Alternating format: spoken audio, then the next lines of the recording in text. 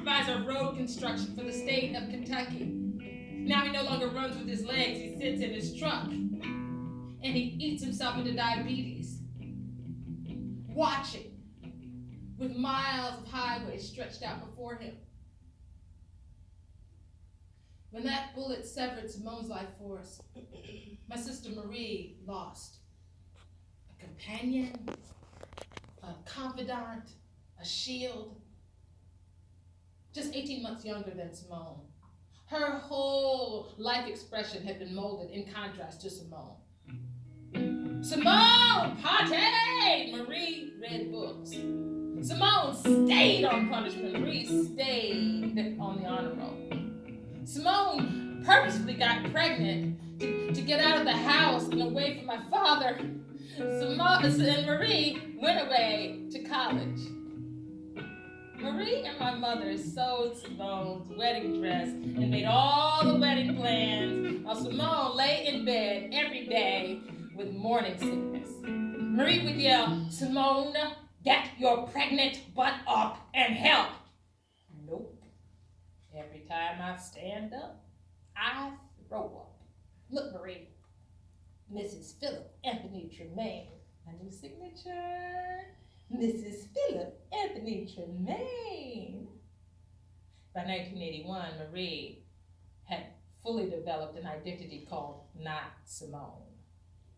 She is now very successful, but holds her loved ones really tight.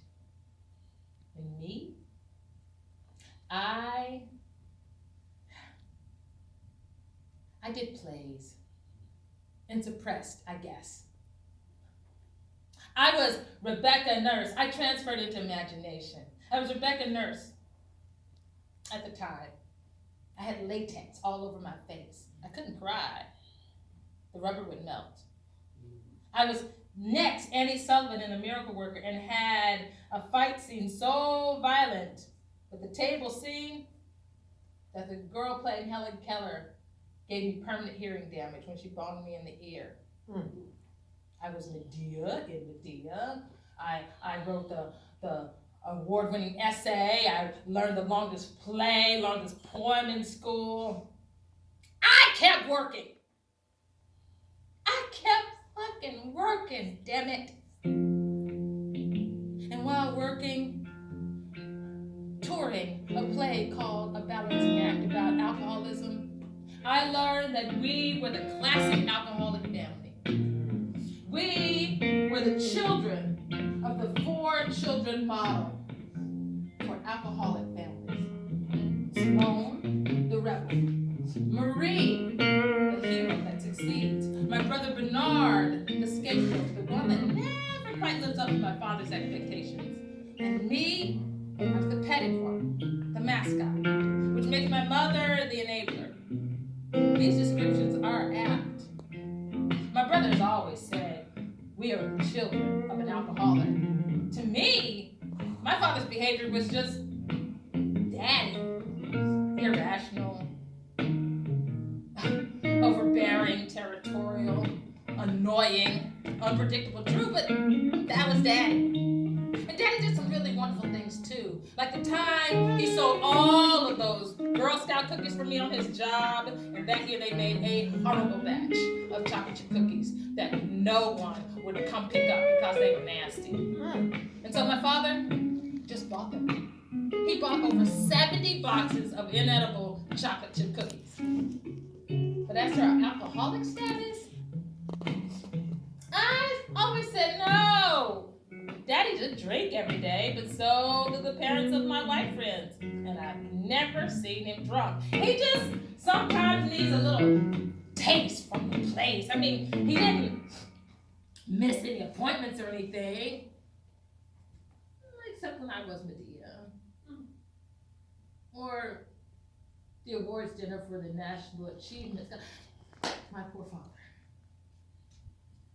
What he must have seen that day. That day he came home from the morgue.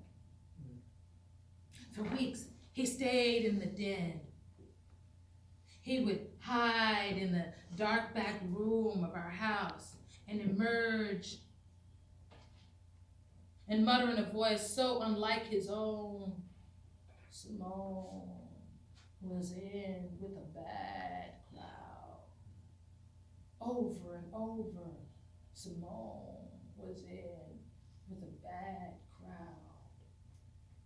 He would stumble up the hall, decades older, with his head between his shoulders.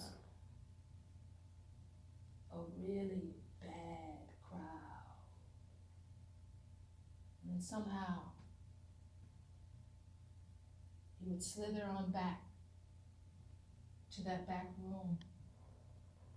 For the most part, the rest of us left him and his marble lights and his cutty sark to wrestle with his demons in the dark.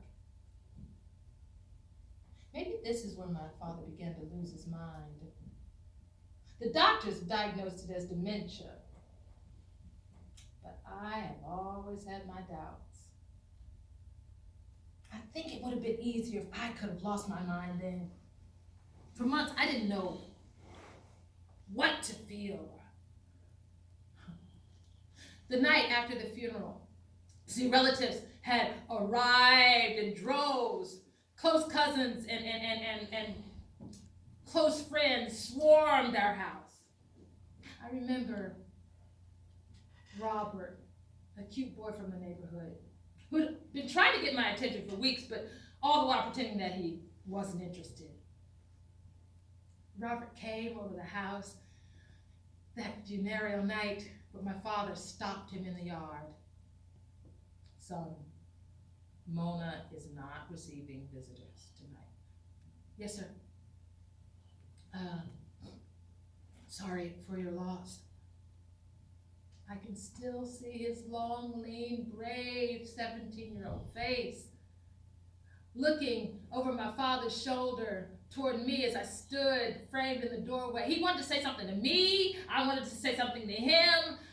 Me, I didn't know what to say. I had never been this sad before. I had never been this angry before. Sad because I would never see her again. Mad because she had gone and got herself shot. She had left us like this. I didn't know who I was anymore. I'd always been a kind of mini Simone. Kids in the neighborhood always thought there were only two Wilson children, Simone and Mona. We were outgoing and gregarious. Bernard and Marie, introverts, and proud of it. I love being told I look like Simone. Folks outside made the comparison, and I lived the comparison. I thought she was much prettier. But she was fun and elegant, even if she was sometimes mean. Like the time she fed us chocolate pudding that was really congealed grease. I can still taste that shit. She was a model. I was an actress. Who wouldn't want to be associated with that kind of charisma? If I was no longer becoming Simone, because being Simone got you shot, if that's not who I was, then who was I?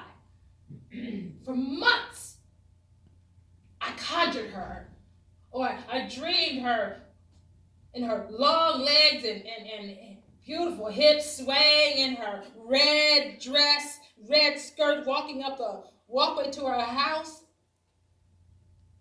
I dreamt she would walk in saying, "Seriously? Y'all thought I was dead?" I did, I swear I did. That helped me somehow with my grief. We each licked our own wounds. It was as if we were all shot by that gun. Simone's body was discovered in the house of the white guy who shot her.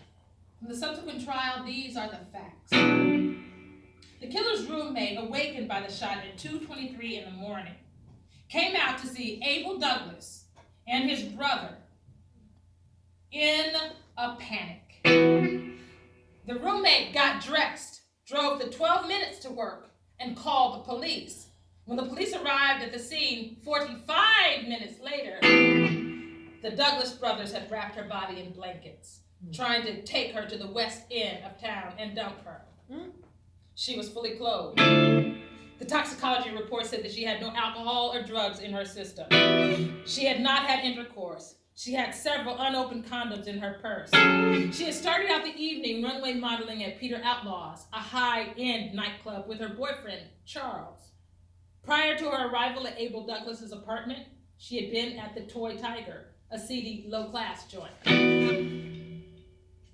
These are all the things that are certain. But there are many things that are sure. The fat ball of Budaran was onto something. His story made more sense than any of the stories I'd heard before.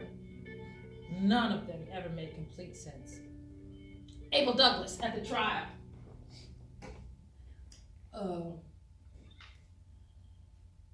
She was my girlfriend.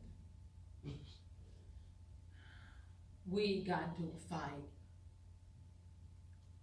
I took the gun out to calm her down. And it went off. The next day at the trial, she was a prostitute. And we argued over price. She got loud. I took the gun out to scare her, and it went off. It had a hair trigger. My sister Marie heard on her job in the lunchroom, he got mad because a black bitch knocked over his TV and he shot her. These stories raise more questions than they answer. Why was she there? Where was her boyfriend Charles? Why had he left her at the Toy Tiger alone? Why can none of us remember his last name? Why was he never questioned by the police? Why did it take the police over 45 minutes to come to the edges of an affluent neighborhood? These things did not add up. We had no answers. And we had to move on through living.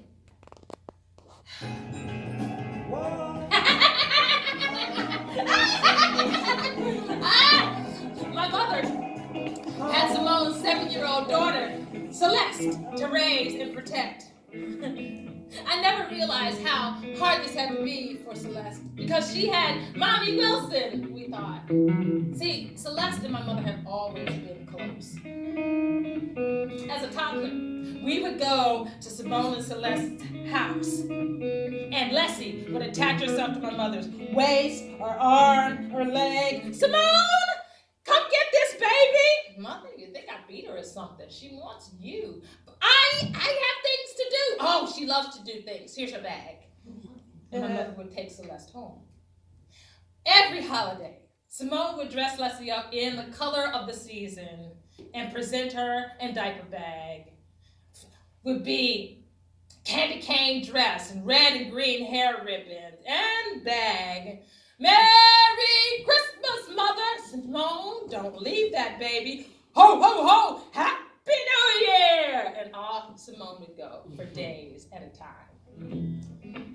Now Leslie truly belonged to Mom. Somewhere along the way, Simone had gotten divorced, and Celeste was living with us.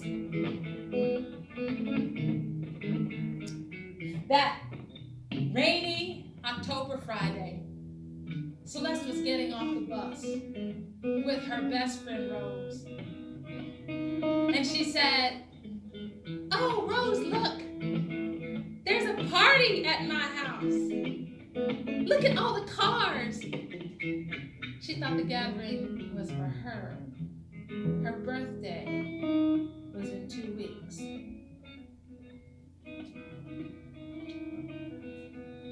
Line. She is now a 30-something-year-old woman, tall, elegant, with as beautiful a smile and as quick a wit as her mother. But there's a hole, a very large hole in my niece's life. She's been filling it with junk food. Line.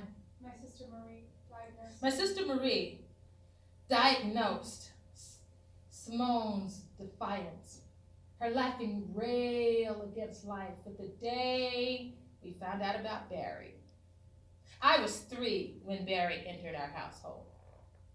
Apparently, one day, Daddy brought home a beautiful, yellow, fat, 4-year-old boy. One of the secretaries at LOU had an emergency. Her sister took sick and she had to go. Well, she didn't have anyone to take care of her child, and I felt sorry for her. For how long? Only for the weekend. Just for the weekend.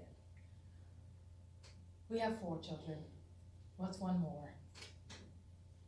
The child was gorgeous and jolly, and so my mother was easily swayed to help a fellow secretary, a young single mom in need.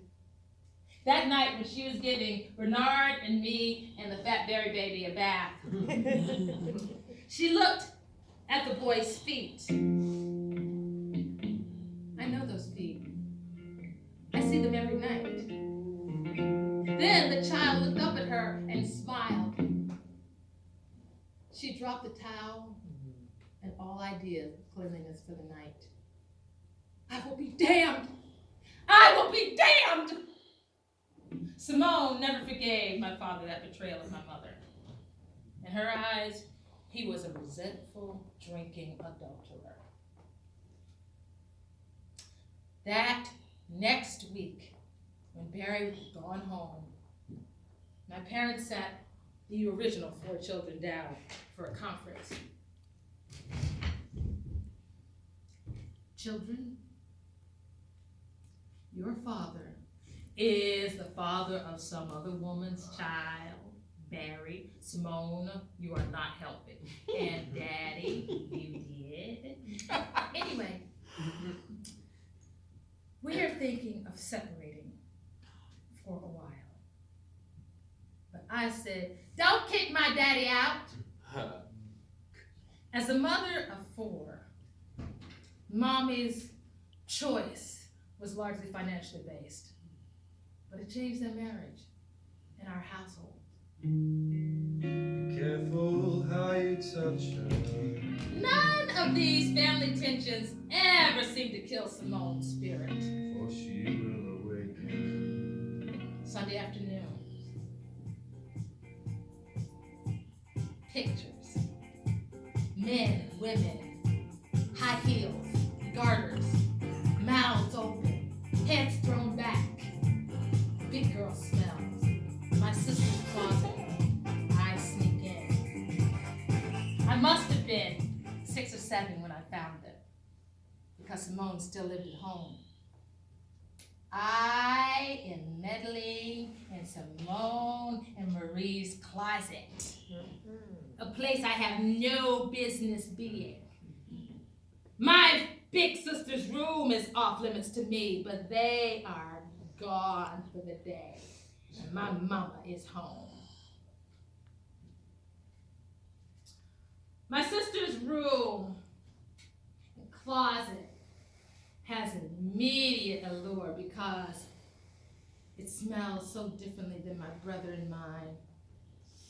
It has big girl smells, spicy, slightly funky, mixed with perfumes. I looked at them for a long time before I turned them in. I find pictures of men and women in various positions of connectedness, all white couples. And the women have on high heels and stockings with garters, and their heads are usually thrown back and their mouths are open. And the men never have on clothes, and they are hairy. The thrill of the find mingles with the thrill of possibly getting caught with the find, and I put them back. Then I run to tell my mama. She listens, but doesn't react immediately. I don't understand why she does not just race to get the book.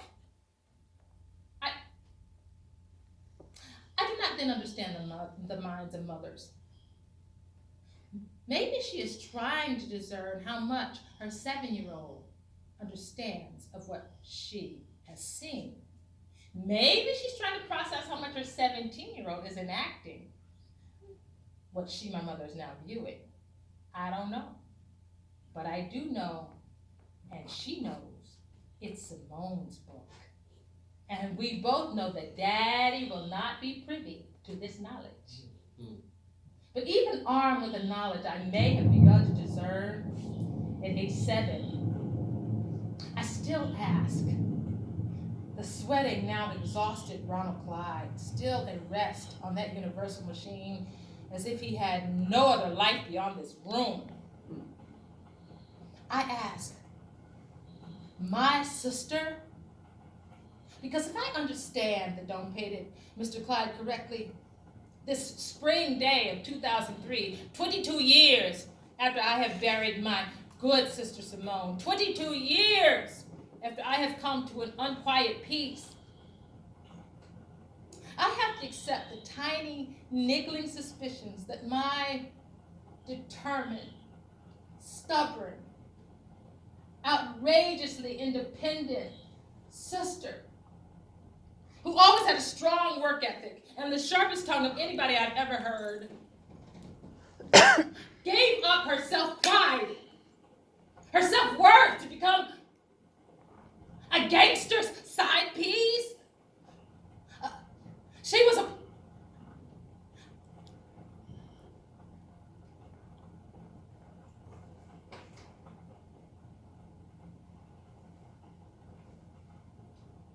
Your sister dropped this handkerchief one night. She was dancing at Joe's. She was dancing to her favorite song, LTD's Concentrate on You. That's a song, right? How do you remember that? I always meant to give it back to her. I'm trying to figure out how to give to you. You have kept that for over 22 years. I told you. I used to love your sister.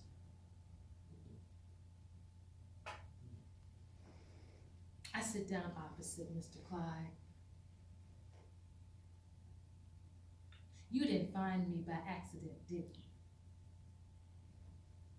Like I said, I lived in this building. I know they put the out-of-town actors here, and I heard your interview on LOU the other day. I seen you 3 days ago, but I ain't say nothing. Why? Been a long time. Didn't know what you knew. Mr. Clyde, how did my sister meet up with this Reuben guy, the mob? Reuben Johns was and probably still is connected to a big crime family back east, but he started local. He ain't nothing but a cracker from Portland. Portland, Oregon? No, baby, damn, you've been away a long time. Portland, the neighborhood next to the West End, where the white trash lives. Oh, okay, yeah. See, Reuben may have been trash, but he was smart and ruthless. He started out as a bookie and kept making bank. Ain't no illegal betting go on in Louisville, that's big time, and Reuben don't know about it. He tried to go up in Churchill Downs and make bets. He's barred for life. And he knew my sister. Hey, how do you know you and black folks?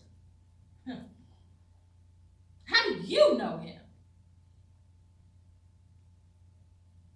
I'm in construction. I used to live in them clubs. See, Reuben used to own a lot of them West End clubs. Black clubs? What else? He come up in an established announcement say, hey everybody, this place stinks. You should come on down to my place. First 2 drinks are on me. He moved people, and he met my sister. She moved people. Oh, your sister could dance. Is this gonna turn me on like I wanna be? This is gonna give me the thrill I've been looking for. Yeah, that's it. That's it right there. You sound just like her. Man, she say that thing, and you start thinking things. What did she know? No, they got a. Oh, shit. This is no place to talk about that. I need a drink. You want to go for one? I don't drink. You know what? Neither did your sister.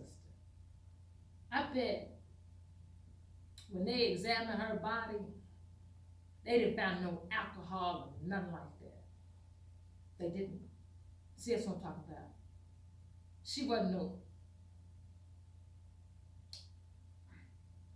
If you could check, and I know you can't, you probably see that the guy that pulled the trigger, Jerry Curl, he owed Rupert some gambling money. I'm sorry, I'm slow. I don't get what you're saying. No, Miss Actress. You are not slow. Not by half. Listen. Word on the street was the Federals had Reuben and that dirty ass Jameson by the short and curlies. Jameson? The police chief. Listen, this Jim probably got ears, and tell the truth, this got me all jacked up. I need a drink. You know what? Forget what I said. Forget everything I said. But if you can't, walk across the street to the library. Reuben is a bad dude. Is? You want this handkerchief? No. It's yours. You keep it.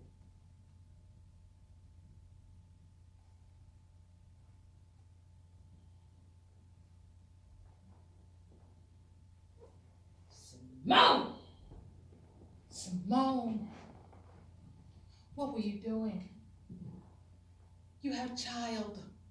You had a family. You came from something.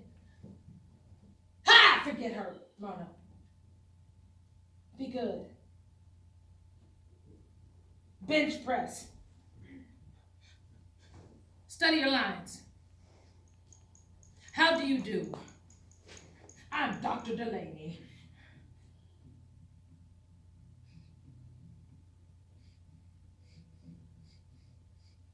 Reuben Johns?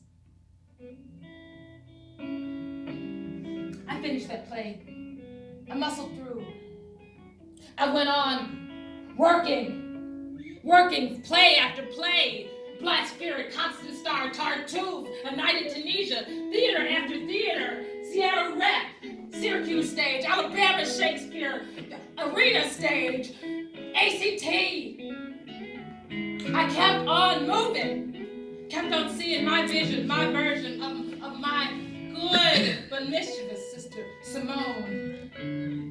I held Boudaron's blasted cap-like secret, tried to make sense of it. And yet I went to the library every time I was home in Louisville. And I told no one. I protected my family's reputation. Until I looked up and one day, my father was losing his mind. And I had a child of my own, and the truth was disappearing. And I cut speak anyone else's words anymore.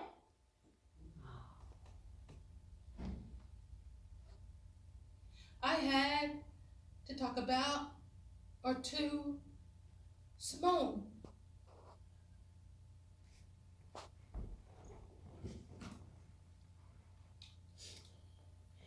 It is July 2008, and I am talking with the two elder sisters in my family, my mother, June Hubbard Wilson, and her sister, June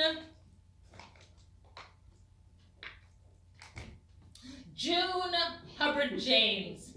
Jewel and June. We are in Chicago. I tell them Budaran's version of Simone. I give them the Reader's Digest version. I knew what she was doing. They sit side by side with similar faces on matching sofas. What, Auntie? I knew what she was doing.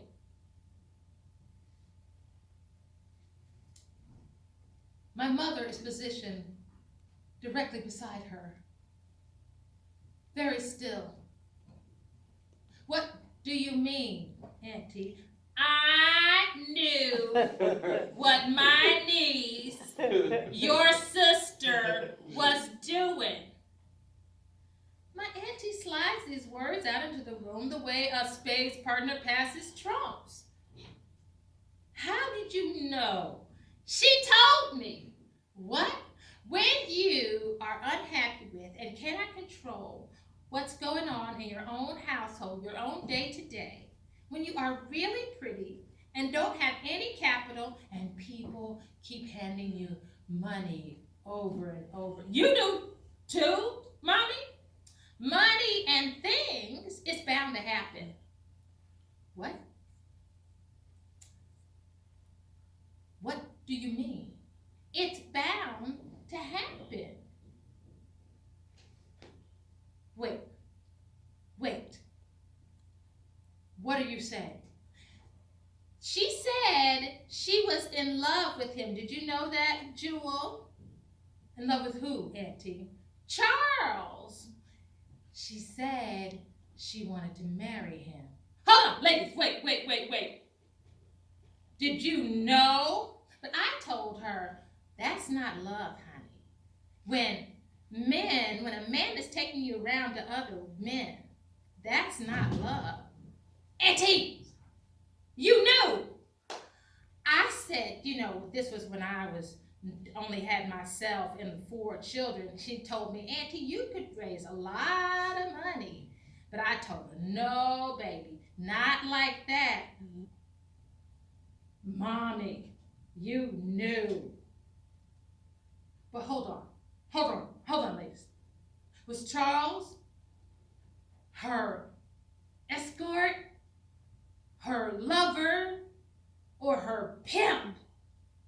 Well, she was traveling all over the country. That's why I had Celeste so often. What? Ladies, did you know that she was traveling around the country with a gangster, a right gangster, who was a member of a big crime family back east, the Marciano crime family? Well, no, Mona, I didn't know. But she didn't seem to have any other form of income. Well, she said she was modeling, Mona, and how do I know what models make? Plus, her job, it had been, that whole department dissolved. Maybe the creepy Buddha guy was telling the truth. Maybe Charles was her escort, but for the gangster guy, but then it turned into much more. Well, everything Budaran told me about Reuben Johns was gospel. He was a member of the crime family. He did have cops and judges in his pocket. He would be up on charges that would just disappear. And the worst part is at the time of Simone's death, he was under a very messy federal investigation. My auntie squeezes her eyes shut. The police chief that he was under the investigation with later killed himself. My auntie's eyes pop open. I wonder if this didn't all have to do with Anderson taking her around to those record hops. What? Those James Brown record hops, you know. Jewel, you remember? Anderson used to take her to all those dances with James Brown. Oh, we went too sometimes. It was really incredible. Lord, yes. Oh, Simone looked so free when she danced. And all the men, she was too pretty for her own good.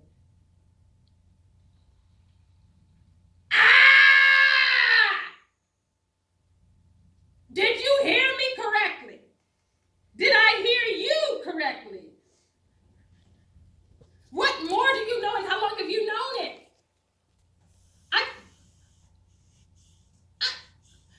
This is okay with you? Auntie, she was like your own child. Ma, she was your firstborn. What? How do you understand this?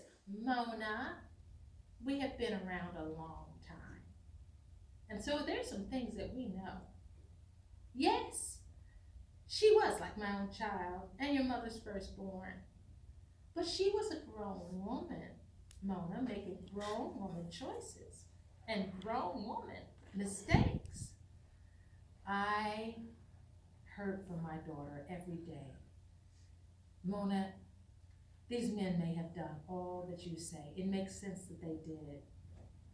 But we went through so much ugliness with the trial. One thing I know, Simone wasn't an innocent here.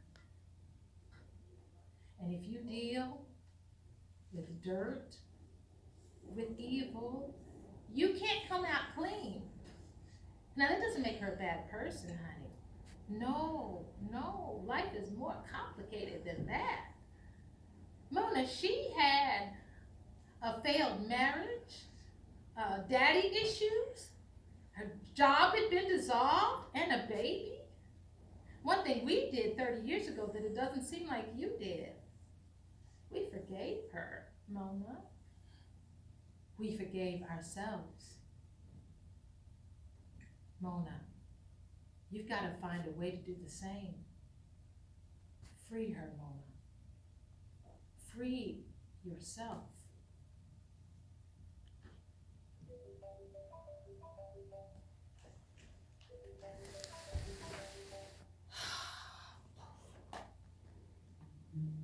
Fuck!